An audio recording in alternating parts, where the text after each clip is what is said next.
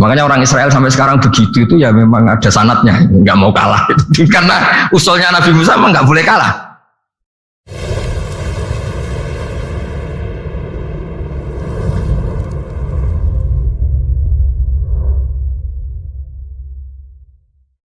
Ketika Rasulullah melangkahi makamnya Nabi Musa, makam itu status ranking lah kalau dalam bahasa Indonesia itu.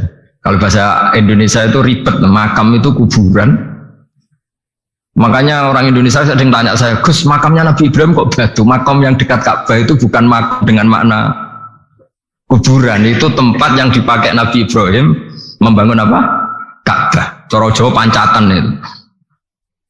Nabi Musa itu gak terima, komplain sama Allah, ya Allah ini lebih junior ketimbang saya, kenapa makamnya melangkahi saya? Ini tidak fair. Jadi di mana-mana manusia itu kalau disalib junior itu ya tidak terima. Ya ada manusianya. Terus ditanya sama malaikat Jibril, kenapa kamu gak terima?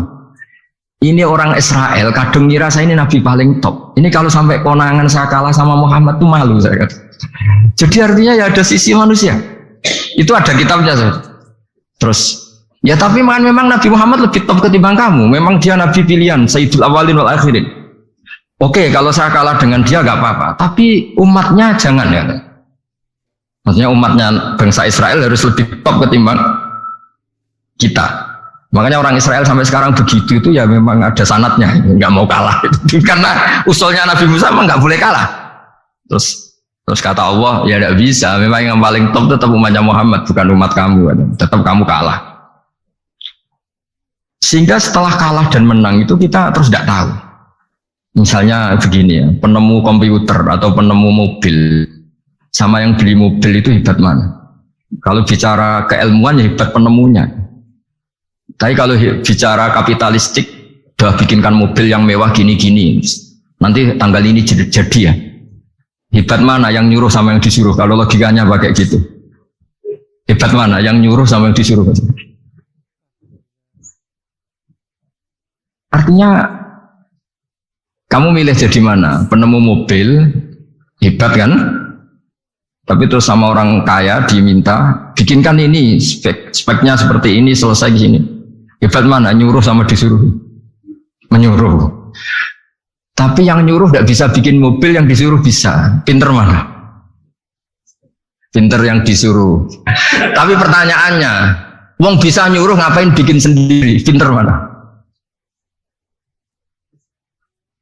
Ini mohon maaf karena di sini banyak orang nggak jelas-jelas juga. Artinya terus subjektivitas manusia ini tetap ada gitu. Kalau bisa beli ngapain bikin gitu. Tapi kalau bisa bikin ngapain beli gitu.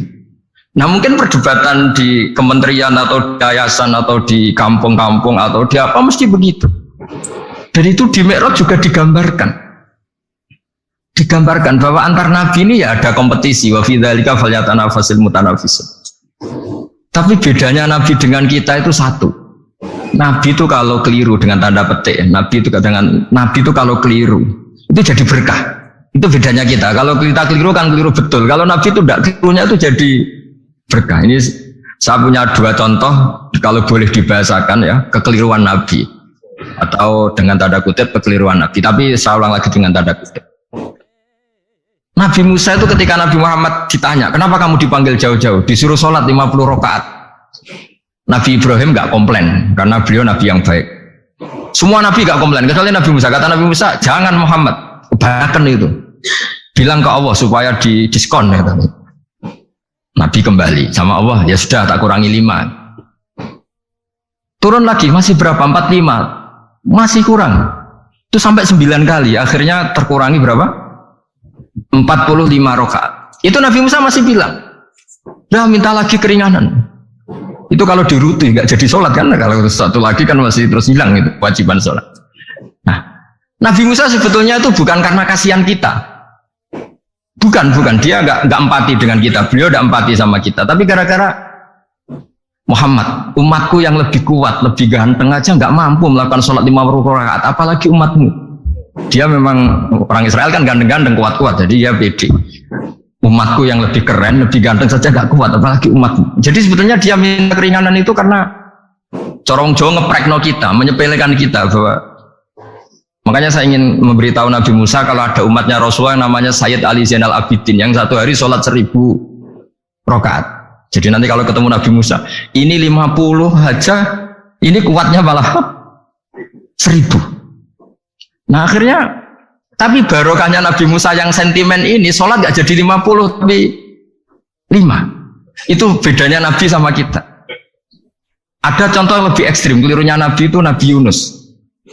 Nabi Yunus, tapi keliru yang barokah, saya ulang lagi. Nabi Yunus itu memaklumatkan ke masyarakatnya, nanti itu kalau kamu tidak nurut sama saya ada azab. Anggap saja azab itu hari Kamis. Besok hari apa ini? Besok hari Kamis ya? Besok hari apa? Lupa hari ya. Rebu apa Kamis? Besok. Lupa hari ya. Kata Nabi Yunus, 3 hari lagi akan ada azab. Tapi kurang 2 hari, kurang sehari umatnya masih dalam kemungkaran, dalam kemaksiatan, masih hura-hura.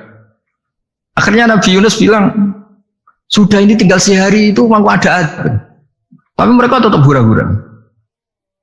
Akhirnya Nabi Yunus itu, coro Jawa itu minggat. Memang bahasa Arabnya abako. Abako itu pergi yang tidak pamit. Itu kalau kamu cari di kamus, abako itu maknanya itu minggat, pergi yang tidak pamit. Sama Allah dibahasakan abako. So, wong ra bener kabeh, udahlah tak tinggalkan. Setelah ditinggalkan, Nabi Musa disalahkan sama Allah. Kamu itu Nabi tidak diperintah hijrah kok. Hijrah, syaratnya Nabi kan mengambil keputusan apa saja berdasar wahyu. Tapi tanpa ada perintah wahyu, dia tetap keluar dari kampungnya itu. Keluar sama Allah disalahkan, wong Nabi kok minggat.